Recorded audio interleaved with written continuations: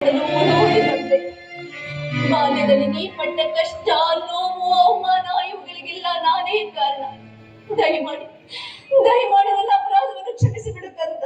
ನನ್ನ ಅಪರಾಧವನ್ನು ಕ್ಷಮಿಸಿ.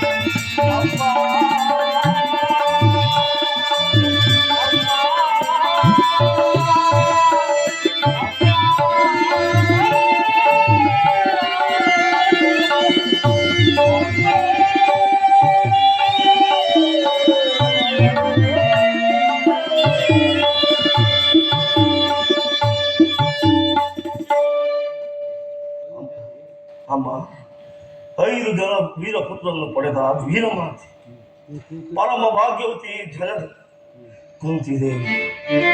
ಅಮ್ಮ, ನೀನು ಈ ರೀತಿ ಮಾತನಾಡುವುದರಿಂದ ಬಾಲಕನಾದ ನನಗೆ ಶ್ರೇಷ್ಠರವಳ ತಾಯಿ. ಅಮ್ಮ, ನೀನು ಪಾಪಿಯಲ್ಲ ತಾಯಿ, ಪವಿತ್ರಳು. ನಿನ್ನ ಪಾದ ಪೂಜೆಯನ್ನು ಮಾಡುತ್ತಿರುವ ಆ ಪಾಂಡವರಲ್ಲವೇ ಸುಕೃತಶಾಲಿಗಳು. ಅಮ್ಮ, ನಿನ್ನ ಮಗನಾಗಿ ಜನಿಸಿ ನದಿಯ ಪಾಲಾದನು. ನನ್ನ ಕರ್ಮವೇ ನನ್ನನ್ನು ನದಿಗೇನು ಮಾಡಿತು. ನನ್ನ ಕರ್ಮವೇ ನನ್ನನ್ನು ಗುರುಶಾಸನದಿಂದ ಬಳಿಸಿತು.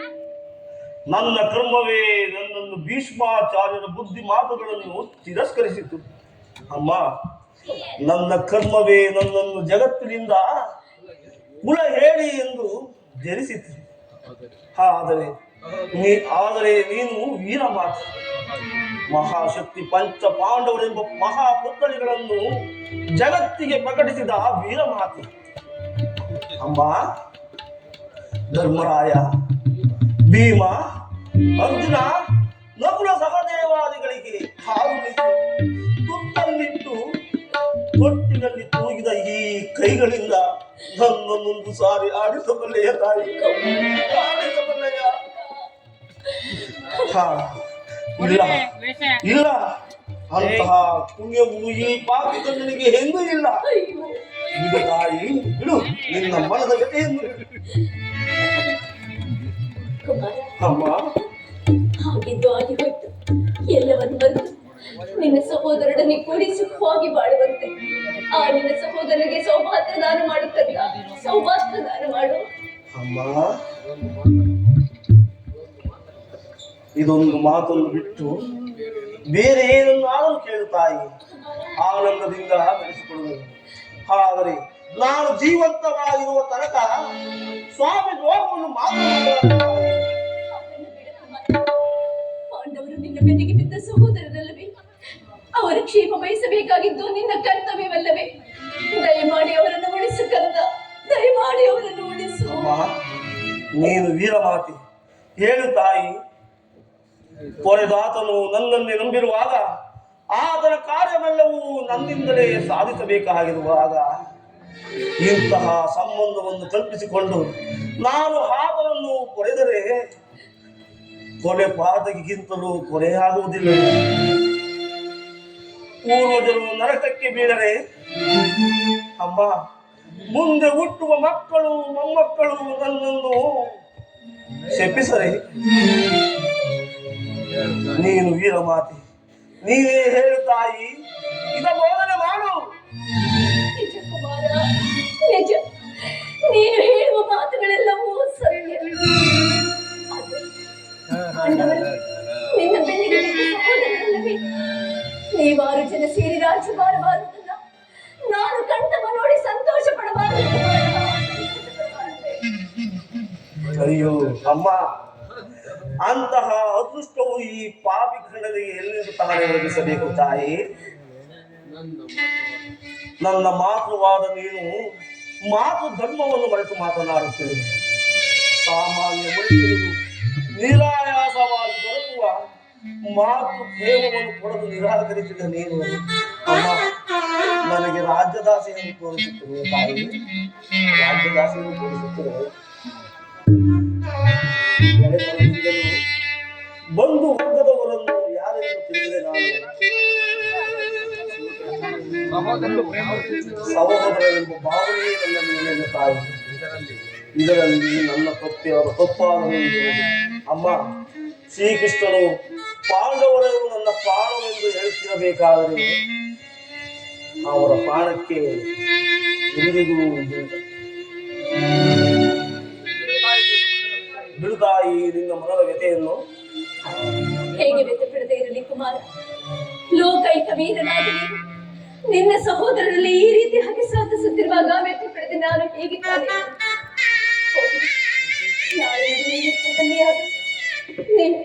ನೀನು ಪರೋನ್ಮುಖನಾಗುವೆಯ ಕಂದ. ಅಮ್ಮ, ಆಗಬಹುದು ತಾಯಿ. ಕರ್ಣನು ಅಂತಹ ನೀಚನಲ್ಲ ತಾಯಿ, ಅಂತಹ ನೀಚನಲ್ಲ.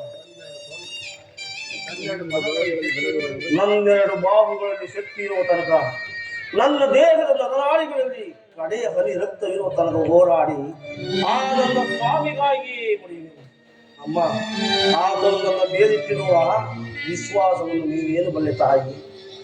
ಈ ಪ್ರಪಂಚವೆಲ್ಲವೂ ನನ್ನನ್ನು ಏ ಹೀನ, ಏ ಸೂತ ಎಂದು ದೂಡಿಬಿಟ್ಟಿದ್ದಾಗ ಈ ರವಿಕುಮಾರನಿಗೆ ಅಮ್ಮ ದೈವನಾಗಿ ರಕ್ಷಕನಾಗಿ ಬಂದು ನನ್ನನ್ನು ಆಶ್ರಯಿಸುತ್ತ ಮಹಾಸ್ವಾಮಿಯಲ್ಲರಿಗೆ ತಾಯಿ.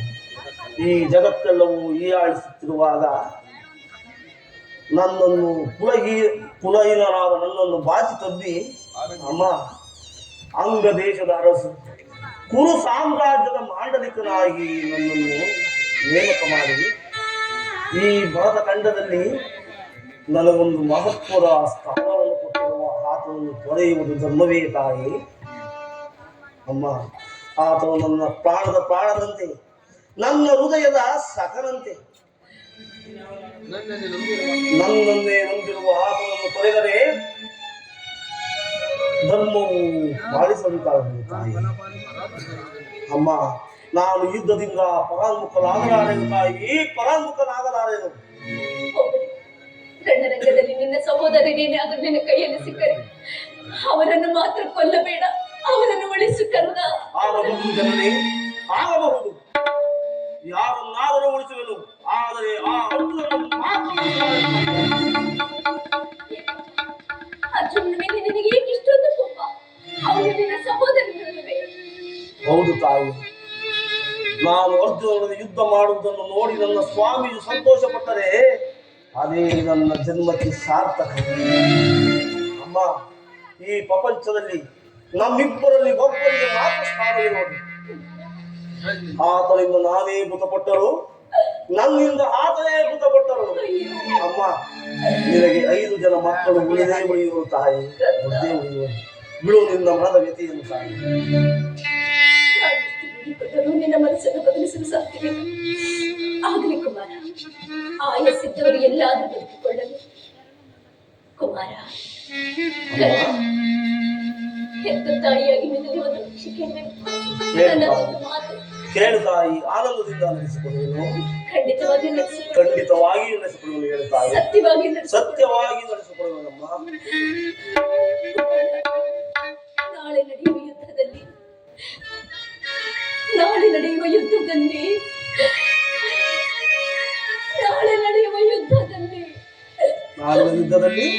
ದೊಡ್ಡ ಬಾಣವನ್ನು ಪುನಃ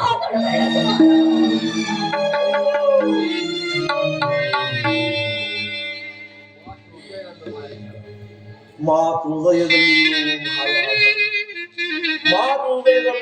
ಮಾಯಾಜಾಲ. ಅಮ್ಮ, ಆ ಪಾಂಡವರೆಂದರೆ ನಿನಗೆ ಎಷ್ಟೊಂದು ಮಮಕಾರ ತಾಯಿ. ಆಗಬಹುದು, ಆಗಬಹುದು. ದೊಡ್ಡ ಬಾಣವನ್ನು ಮತ್ತೆ ತೊಡಲಾರೆನು ತಾಯಿ, ತೊಡಲಾರೆ.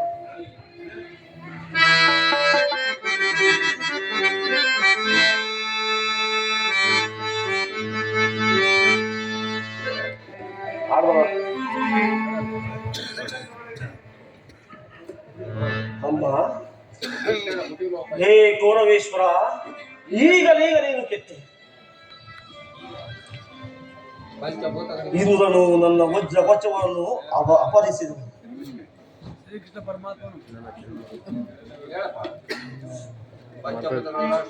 ಹೇ ಪಂಚಭೂತಗಳಿರ, ಅಷ್ಟ ದಿಕ್ಪಾಲಗಳಿರ, ನನ್ನ ಸ್ವಾಮಿಯನ್ನು ಕಾಪಾಡುವುದು ನಿಮ್ಮಗಳ ಕೈಯಿದೆ. ಈಗ ಇಂದ್ರನು ಮೋಸದಿಂದ ನನ್ನ ವಜ್ರ ಕವಚವನ್ನು ಅಪಹರಿಸಿದನು. ಆತನ ದುರದೃಷ್ಟಕ್ಕೆ ಸರಿಯಾಗಿ ವಿದುರನು ಸರ್ವೋತ್ತಮವಾದ ಬಿಲ್ಲನ್ನು ಮುರಿದು ಬಿಸಾಡಿದನು. ಶ್ರೀಕೃಷ್ಣ ಪರಮಾತ್ಮನು ನನ್ನ ಜನ್ಮ ವೃತ್ತಾಂತವನ್ನು ತಿಳಿಸಿ ನನ್ನ ಮನಸ್ಥೈರ್ಯವನ್ನೇ ಕಿತ್ತುಕೊಂಡನು. ಈಗ ನನ್ನ ಎತ್ತ ಮಾತೆಯು ದೊಡ್ಡ ಬಾಣವನ್ನು ಪುನಃ ತೊಡಬೇಡವೆಂದು ವಾಗ್ದಾನ ಪಡೆದಿರುವುದು. ಆಗಲಿ, ಪ್ರಪಂಚವು ದೈವವು ಎಲ್ಲವೂ ಸಂಚು ಬಾರುತ್ತಿರುವುದು ಮಾಡಲಿ. ಈ ನನ್ನೆರಡು ಬಾಣುಗಳಲ್ಲಿ ಶಕ್ತಿ ಹೋರಾಡಿ ಆ ನನ್ನ ಸ್ವಾಮಿಗಾಗಿಯೇ ಮುಡಿಯುವೆನು, ಆ ನನ್ನ ಸ್ವಾಮಿಗಾಗಿಯೇ ಮುಡಿಯುವೆನು.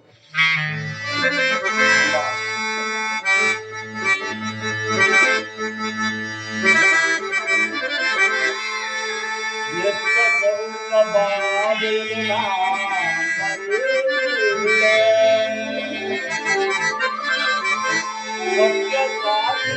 ಧರ್ಮವನ್ನು ಬಿಡಬಲ್ಲೆ. ಅತ್ತ ನಡೆದೋ ಧರ್ಮದ ಹಾದಿಗೆ ಕಾಲಿಡಬಲ್ಲೆ. ಇದೋ ಕೊನೆಯ ಮಾತೆಯೋ ಜಗದಲ್ಲಿ.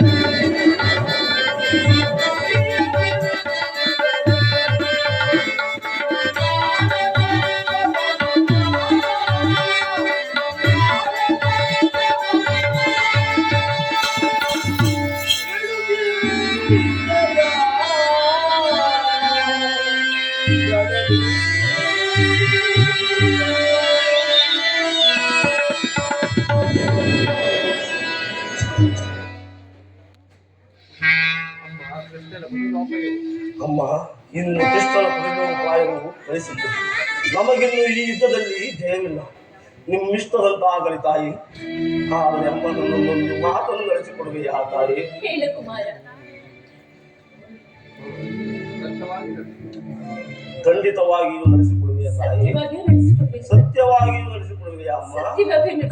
ಕುಮಾರ. ಅಮ್ಮ, ನಿನ್ನ ಪ್ರಥಮ ದರ್ಶನ ಹಿಂದೆ ಆಯಿತು. ನನ್ನ ಈ ಕಡೆಯ ದರ್ಶನವು ಹಿಂದೆ ಆಗಬಹುದು. ಆದುದರಿಂದ ಯುದ್ಧ ಮುಗಿಯುವವರೆಗೂ ಯಾರಲ್ಲಿಯೂ ನಾವು ನಿಮ್ಮ ಮಗನೆಂದು ಹೇಳಬೇಡ ತಾಯಿ. ಈ ಯುದ್ಧದಲ್ಲಿ ಒಂದು ವೇಳೆ ನಾನು ಮೃತನಾದರೆ ನನ್ನ ಶರೀರವನ್ನು ನಿನ್ನ ತೊಡೆಯ ಮೇಲಿಟ್ಟು ಆಗ ಕೂಗಿ ಹೇಳು ಈ ಪ್ರಪಂಚಕ್ಕೆ, ಕರ್ಣನು ಸೂತನಲ್ಲ, ನನ್ನ ಎತ್ತ ಮಗ, ನಾನೆತ್ತ ಮಗ. ಧರ್ಮರಾಯನಿಂದ ನನ್ನ ಮುಕ್ತ ಕ್ರಿಯಾದಿಗಳನ್ನು ಮಾಡಿ ಮುಗಿಸುತ್ತಾರೆ.